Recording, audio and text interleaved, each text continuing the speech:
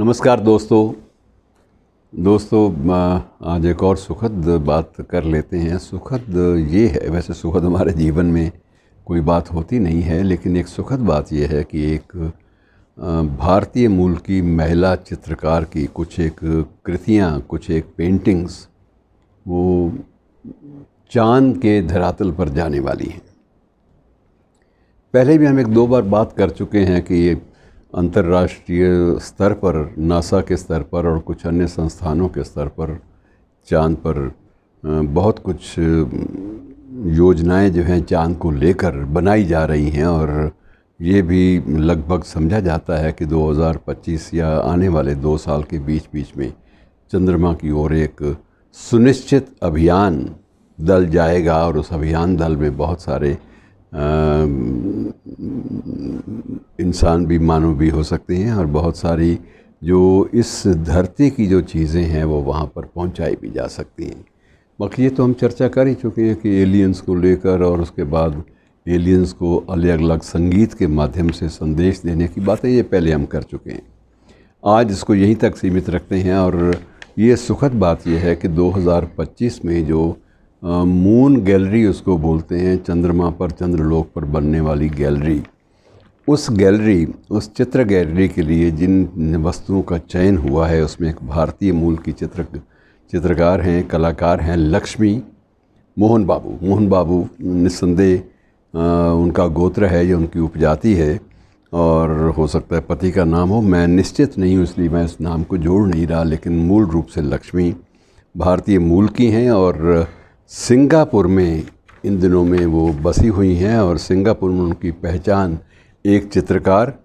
एक वास्तुकार और एक फैशन डिज़ाइनर के रूप में स्थापित हो चुकी है और बेहद लोकप्रिय हैं। इस चित्रकार के बारे में मैं थोड़ी सी बात आपको ये बता दूं कि इसने अपनी कला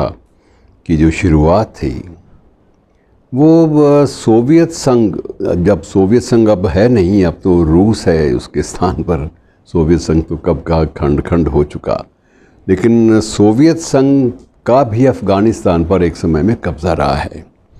तो जब सोवियत संघ का अफ़गानिस्तान पर कब्ज़ा था तो उन दिनों में उस मनस्थिति में, उस तनाव में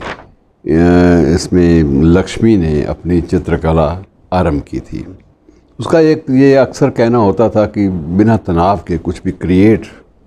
करना आसान नहीं होता, और इस प्रकार से सोवियत संघ वाले कब्ज़े वाले जो अफ़गानिस्तान से उसने काम शुरू किया था, बाद में वह WHO अर्थात विश्व स्वास्थ्य संगठन की जो भारत की शाखा है उसके साथ जुड़ गई, और वो काफ़ी समय तक कुछ एक NGOs, स्वयंसेवी संस्थानों के लिए भी काम करती रही। सबसे बड़ी बात यह है कि दिल्ली के जो NIFT नेशनल इंस्टीट्यूट जो है ये फैशन टेक्नोलॉजी के बारे में, उसके साथ भी वो जुड़ी रही लंबे अरसे तक।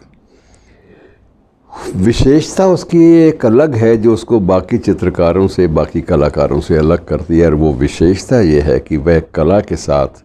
टेक्नोलॉजी को जोड़ती है। कला के साथ टेक्नोलॉजी, ये एक बिल्कुल एक